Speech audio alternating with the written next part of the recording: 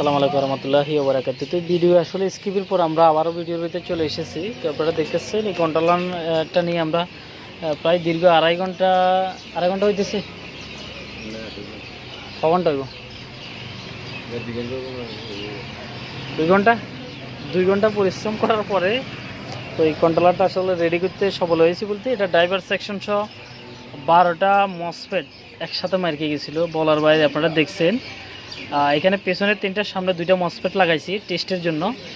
তো আশা করি test mode ওকে। তো অনেকে আসলে মসফেট লাগানোর পর বারবার মসফেট মারিখা, অনেকে আবার টেস্ট করার সময় ক্যাপাসিটার দুটো ইউজ করে না। তো এই হাই ভোল্টের ক্যাপাসিটারটা আর লো ভোল্টের ক্যাপাসিটারটা এটা খুবই গুরুত্বপূর্ণ ক্যাপাসিটার। আর এই ক্যাপাসিটারটা হচ্ছে যে কি আপনার মানে 15 ভোল্ট অথবা 14 ভোল্টের যে সাপ্লাই আছে, এটা হচ্ছে প্রথম সাপ্লাই, এটা অবশ্যই থাকতে হবে। যেহেতু এই সাইড এটা থেকে শুরু হয়েছে, এটা অবশ্যই থাকতে হবে।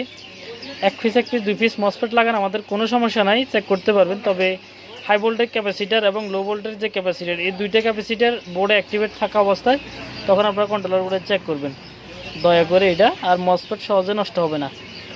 আর প্রত্যেকটা ড্রাইভার সেকশন আমি প্রত্যেকটা ভিডিওতে বলি, আমার পিছনে 6টা মসফেটকে রান করার জন্য আমাদের এখান থেকে এই ড্রাইভার সেকশনটা প্রয়োজন হয়, আবার এখান থেকে এই ড্রাইভার সেকশনটা প্রয়োজন হয়।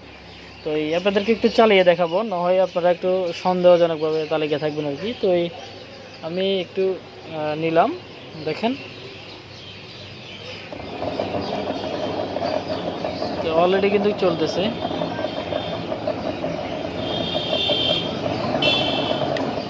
তো আমরা যদি এটা লোডেও রাখি, দেখেন লোডে রান দিছি, আমরা লোডে রান দিলাম।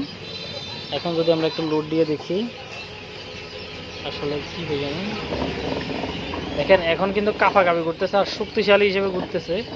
লোড কিন্তু ছাড়তেছে না, আপনারা দেখতেছেন মানে লোড কিন্তু ছাড়তেছে না।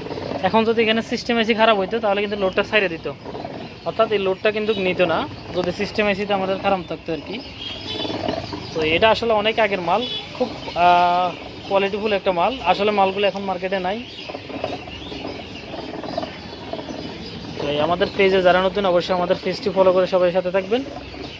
আসসালামু আলাইকুম রহমতুল্লাহি ওয়া বারাকাতুহু। দেখা হবে নতুন কোনো এরকম ভিডিওতে আপনাদের সাথে আমাদের আবারও। এ পর্যন্ত সবাই ভালো থাকেন, সুস্থ থাকেন, আল্লাহ হাফেজ।